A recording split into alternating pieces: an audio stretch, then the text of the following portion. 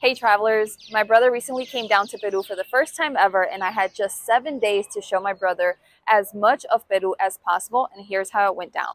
My brother arrived at 7 in the morning on a Thursday, so after dropping his things off at the house, I took him to a local market to have breakfast because I wanted my brother to have as much of an authentic Peruvian experience as possible. After breakfast, we began the day with our first walking tour by taking the Metropolitano bus to the city center to see the historical buildings and learn a little bit about their histories and just really take in the sights.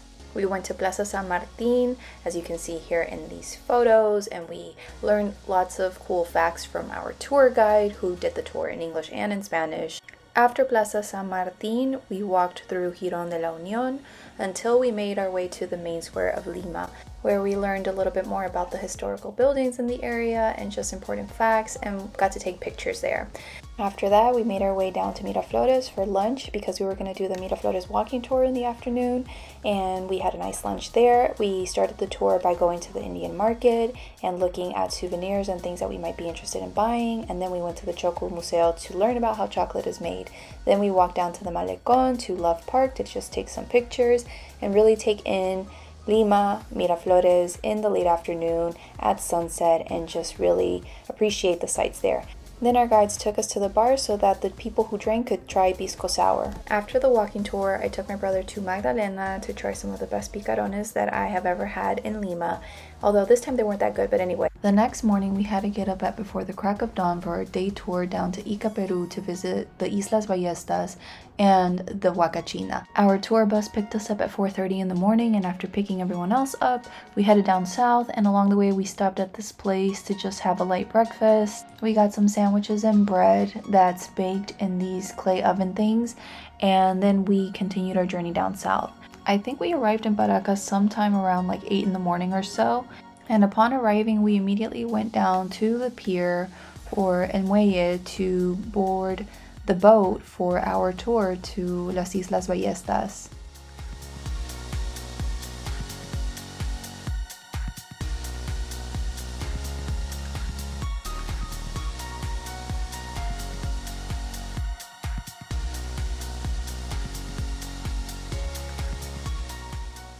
Immediately upon leaving the dock, we came across this huge flock of birds. I'm not even sure if that's the right word for it, but there were just so many birds and they were flying so close to us that I could just see them so up close, and it was just so fascinating because it literally felt like something out of the Discovery Channel or something. Like I was in the middle of nature and it was amazing. Then the next thing that we saw on our tour was El Candelabro geoglyph. This thing is massive and you can see it from really far away in the water. And just as we were leaving, we got a surprise visit from a bottlenose dolphin. I was super excited. I had never seen dolphins in Peru, and I got to see this dolphin pop up a few times. Then we continued our tour by seeing the sea lions and the many different birds on the rock island formations, and that was really nice to see them in their natural habitat, commingling with each other. And we also got to see some Humboldt penguins as well. We didn't do the whole tour the way we normally do because the tide was too high, but it was still okay. We still had fun. After the tour, we continued to head south in the direction of La Huacachina, but first we needed to stop at a restaurant to have something to eat for lunch. We arrived at this really nice restaurant that I don't believe I have ever been to before, and I was pleasantly surprised to see that they actually had some vegetarian/vegan options for me, because most of the time I never have options when I go out to eat, but they did. So yeah, my brother had this dish called El Triple, which had chicharrón, which is fried pork, carapulcra, which is this like dry potato stew and green rice, and his chicha morada to drink, and I got these like vegetarian spaghetti things with vegetables. After lunch, we went to another part of the restaurant to do this pisco tasting experience and just be part of the show, and it was just so much fun. We had lots of laughs, and I gave my brother all of my alcohol that I kept getting because your girl Stef don't drink, and then my brother bought a bunch of bottles of liquor to take back home because they were super cheap there. After the restaurant, we went further south till we got to La Huacachina, and there we went to ride the dune buggies and do a little sandboarding, so that was a fun experience. Everyone just had so many laughs going up and down the sand dunes and just taking in the desert, and it was just a really great experience.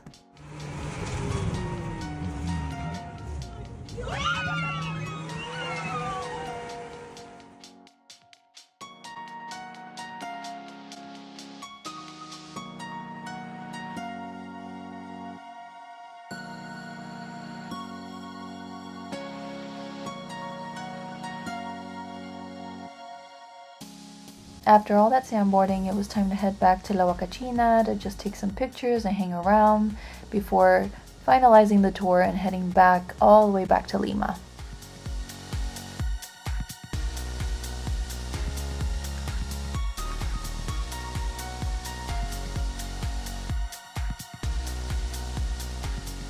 Now, the group that we traveled with was mostly Latinos, and they, in true Latino fashion, know how to party. So they wanted to keep the party going after all that pisco, and they got the Brazilian to dance samba on the bus, then they got this Colombian to do a little bit of salsa. They even got our nice little tour guide lady to take a shot of pisco, so there she is taking her drink. And then they wanted to keep the party going, so I suggested some Peruvian cumbia, and they were like, oh, well, you gotta dance. So I got up and I danced as well with the Colombian, and we were breaking it down on the bus. And we just had a really nice time. Like, Latinos, they're so fun. Also, this goes to show that you don't need alcohol to have a good time, because look at me go, okay? I'm just letting y'all know. The next day, which was a Saturday, my brother and I had to get up early yet again because we had to get a lot of things ready for my grandma's surprise 86th birthday party. So this is us with our grandma. And then the following day, Sunday, we got up early so that we could take a bus over to Huaraz in the mountains. Huaraz is in the north of Peru, and we were just going to do a couple of touristy things that my brother really wanted to do there. So on the way to Huaraz, we stopped at this place to have something to eat for breakfast, and there were no vegan vegetarian options for me, but I was fine. I had fruit. My brother had the soup, but he didn't really like it too much. Once you get far enough away from Lima, you just start seeing all of these beautiful landscapes. Like, it's just so breathtaking and peaceful, and it just makes me so happy. Like, I love traveling outside of Lima. I love Lima too. It has good things about it, but I love being out in the middle of nature. It's the best. While on the bus, I was researching different accommodations that we could stay at in Huaraz, because I'm just kind of that type of girl that decides where she wants to go and then figures it out once she's there. So I had already looked into some hotels, and luckily the bus dropped us off near this place. And when we went to go check it out, as soon as we walked in and I just kind of saw the vibe, I really loved it. I was like, oh my god, this is where we're staying. It has to be this place because it's so pretty. It's so nice. Lucky for us, because I am such a lucky unicorn, they still had rooms available. So we got this double bed room, and we just dropped our stuff off and relaxed a little bit before heading to the city center to find something to eat. And we decided to go to El Fogón, which is this restaurant I had looked up on the bus on the way to Huaraz. They apparently had cuy there, which is guinea pig. So the intention was for my brother to try cuy while we're in Huaraz, because this is a native dish there, but they didn't have any. That's my brother over there learning how to read in Spanish. I'm teaching him using the menu. But yeah, they didn't have any cuy, so we had to get pollo a la plancha or something instead. And this is our waiter, David. He was so nice. I told him he better save me some cuy for the next day and not let all these tourists eat the cuy, because my brother needs to try this before he goes. There was this restaurant near El Fogón that had vegan and vegetarian dishes, so I got this vegetarian arroz chaufa, and it was okay. I was just glad I had something to eat other than french fries. The next day, my brother and I got up super early. I think we got up at like 3 in the morning or something, because we had to be up and ready by 5 a.m. to be picked up for our first tour in Huaraz. Okay, we were going to do the Lagoon 69 tour. Now, this is a really brutal trek to do that you should never try to do on your first day, but because my brother really wanted to do this tour, and we had just only a couple of days to be in Huaraz, because he had such a tight itinerary that we just had to knock this more difficult trek out in the first day. So we got up before the sun rose, picked everyone else up that was signed up for this tour, and off we went to the national park to start this tour. On the way, we eventually stopped at this place for breakfast. I think we arrived around 7:30 in the morning or so. And we were just going to be there for about 30 minutes or so before heading up the rest of the way to the mountains. This was a big mistake for me. I shouldn't have had breakfast because, again, Lagoon 69 is a really tough trek, and I never eat before doing a really hard workout.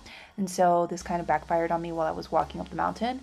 And my brother didn't eat enough at breakfast, and he really needed the energy to get his butt up the mountain.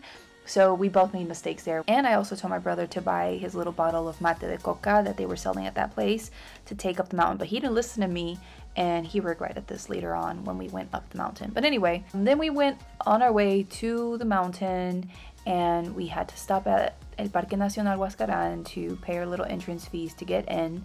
And then we continued our way up.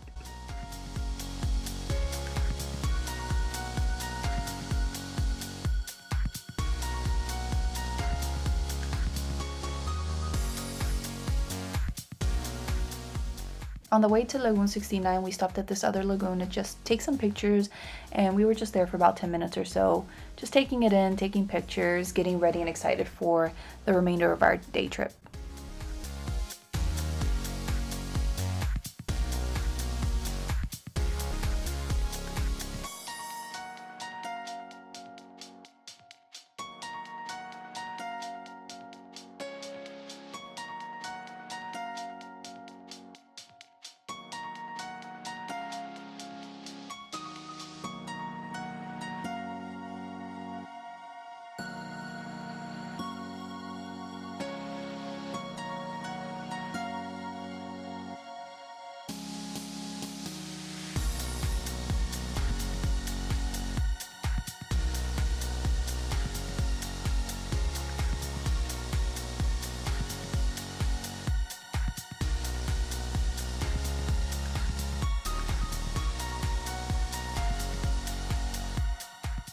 Once we finally arrived at the place where we needed to start the trek, our guide told us to just follow the path up the mountain, and he would be in the back just, you know, making sure everyone was getting up there. So we just walked and went our way up there. Now, I have done this trek before. I did it, I think, in 2011, and I took like a whole month to prepare for this trek because I went out running several times a week just to get my lungs and my body physically fit for this trek. But for this second time around, I had no preparation whatsoever because this was kind of like a last minute kind of trip, and I hadn't really been working out, and I just was hoping that I would be able to make my way up the mountain. And I struggled a lot, but the views are beautiful, aren't they? If I'm being completely honest, I never intended to go back up this mountain to see this lagoon ever again, because the first time around it was already really hard to get up there, and the only reason I got my butt up this mountain was just because my little brother was coming to Peru for the first time, and I really wanted him to have a nice time and to do the things that he wanted to do, and this was the only reason I got my butt up this mountain. It was brutal, okay? My knees hurt so much. Like, I literally realized, like, I'm no spring chicken anymore. Like, it is taking a bit of a toll on me to do these extraneous kind of activities. But hey, I made it up there. This is us going all the way over there, praying to God that as we turn the corner, we'll finally be there. But no, we kept being disappointed until we finally got there to the top of the mountain. If you can tell by my walk, I'm just tired, so tired, and grateful to finally be at the top and to see this mountain because it was so hard getting up there. Also, my little brother really struggled to get up there. Like, he barely made it alive because he was not physically fit, and he got a few extra pounds on him, and it was just really, really tough on him. Like, I seriously was worried about him along the way.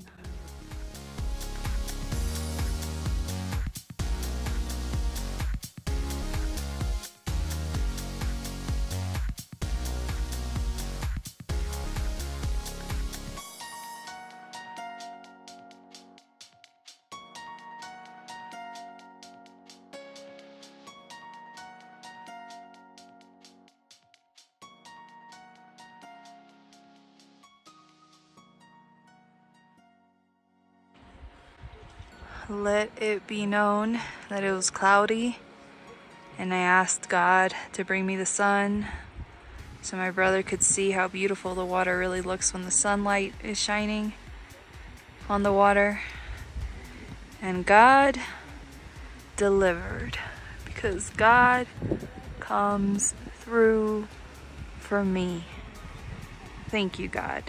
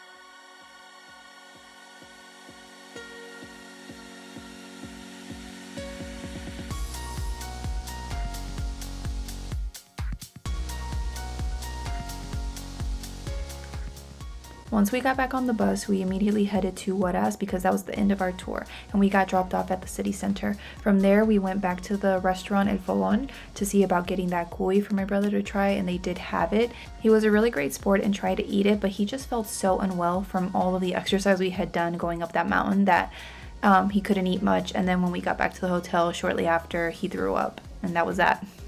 The next morning we got up early for our Lagoon Paron tour, which is Paron Lagoon tour, and this time we were actually able to take advantage of the complimentary breakfast that they had at the hotel because we were there while they were serving it. So this is what we had to eat, and then around 8 o'clock we got picked up again, this time in a smaller bus because it was going to be a smaller group. And once we picked everyone up, we started our tour to Lagoon Paron, and our first stop on the way was going to be in the little city of Carhuaz.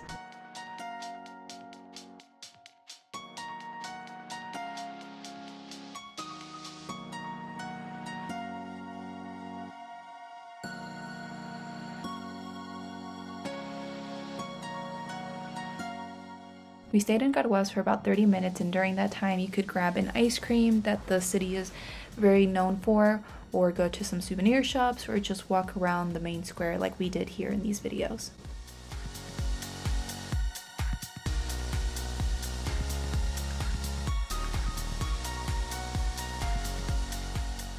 After Carhuaz, we continued our journey to Lagoon Paron.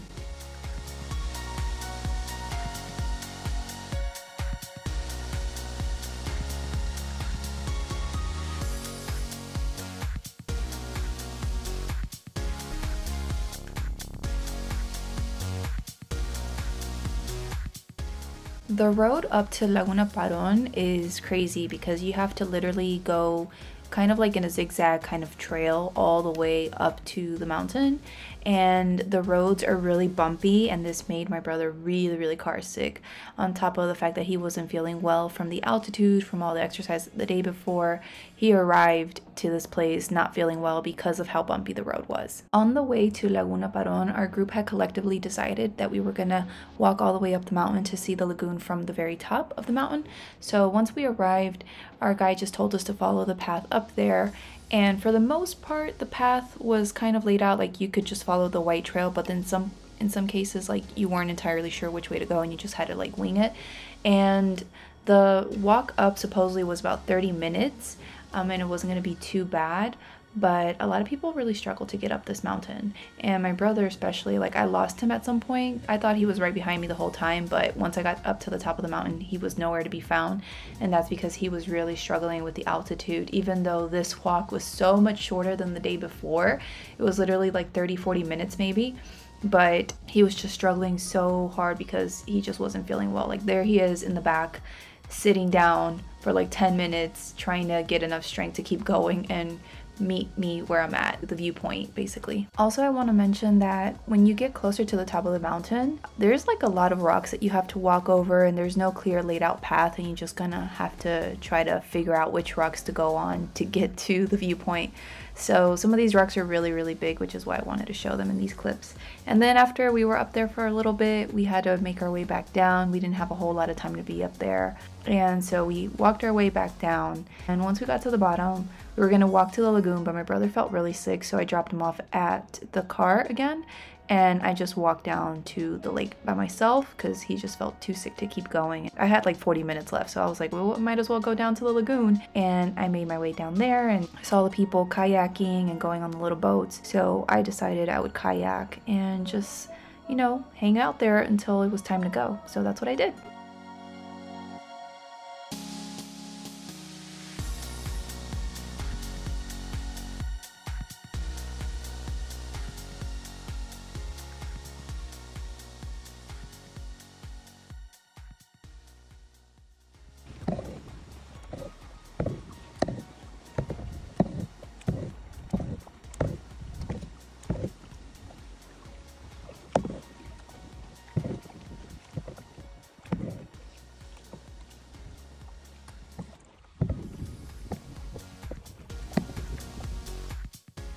After we finished our excursion to La Laguna Paron, we made our way back towards Huaraz, and we stopped by a little local family restaurant on the way there to have something to eat for lunch.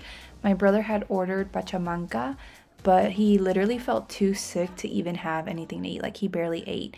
And so I told him to just drink mate de coca to help him with his altitude sickness. And luckily, this little restaurant had really concentrated mate de coca, and he just drank that basically because he barely ate anything.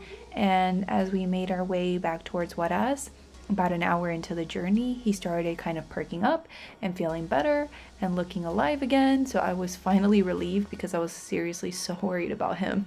Like, I didn't know if he was gonna like pass out on me and die and have to be hospitalized or anything like that. But luckily, that mate de coca brought him back to life.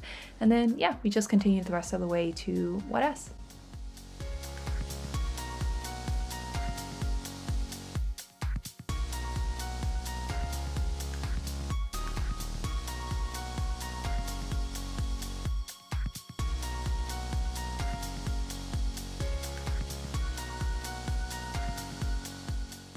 On the way back down, we stopped in the city of Caraz to go to the shop to try different flavors of manjar blanco, which is basically Peruvian caramel, and then we continued on our way to Huaraz.